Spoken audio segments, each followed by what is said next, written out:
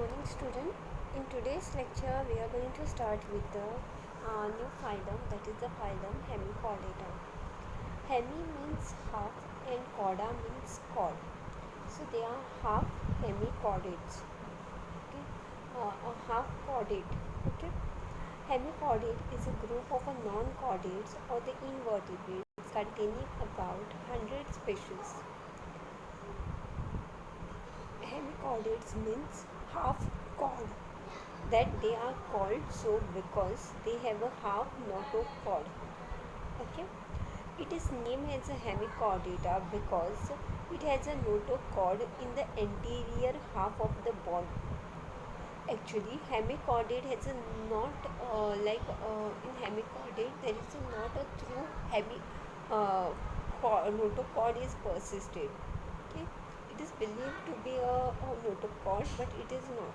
Okay, for a long time, this group was included under phylum Chordata, but Selin in 1950 proved that the notochord of the hemichordate is not an analogous or the homologous to the notochord of the chordates. Hence, modern zoologists removed hemichordate from the phylum Chordata and placed it under Invertebrata as the last phylum. Being included in the Invertebrata, the hemichordate becomes the Mesonomia. That is, the word hemichordate should be replaced by another suitable name in the future. Still, debate is going on this topic. In this, but we'll just consider it as a hemichordate, and now we're going to see the general characteristics of the hemichordata.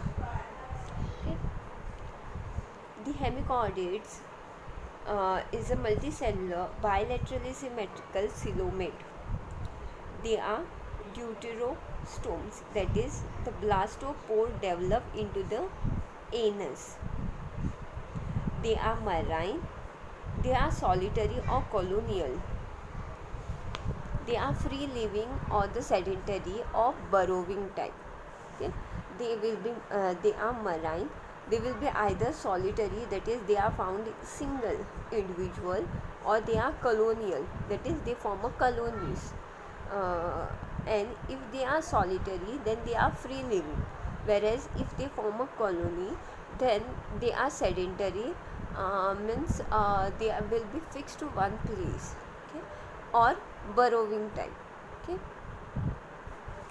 the body consists of three regions, namely proboscis, a collar, and a trunk. Okay, here the coelom is enterocellous, and that is divisible into protocele, mesocele, and metacele. When the coelom develop from the gut, it is said to be an enterocellus. Okay, and thus the coelom of the hemichordate is further divided into protocele, mesocele, and metacele. Okay, then the buccal diverticulum, that is early considered as a notochord present in the proboscis region. Okay, so this is not a true notochord which is homologous to the chordate one, the notochord which are present in the chordate, but it is a diverticulum, buccal diverticulum, which were first thought that it was a notochord. Okay, then they will be having several epidermis is single layered, alimentary canal is in U shaped. Okay, or straight. Several pairs of gill slits are present. Circulatory system is open type. Open type means there is no simple and well developed. It is actually open type. Okay, usually with a contractile height vesicle and two longitudinal vessels, one dorsal and one ventral, and they will be interconnected by a lateral vessels and sinuses. Okay, then the network of nerve fibers is present below the epidermis. Dorsal and ventral nerve cords are present.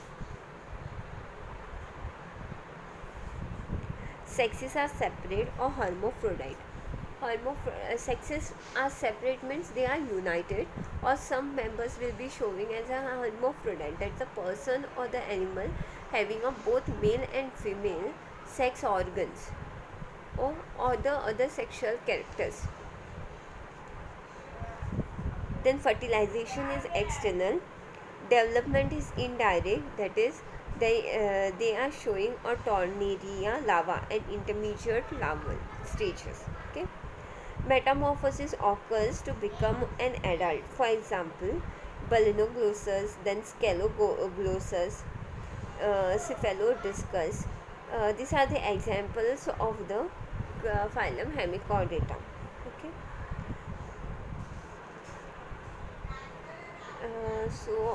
We are just going to see the general characteristics of the phylum Hemichordates. Okay. In next lecture, we will study about the classification of Hemichordates, followed by affinities, and one example, that is Balanoglossus. Okay. Thank you, student.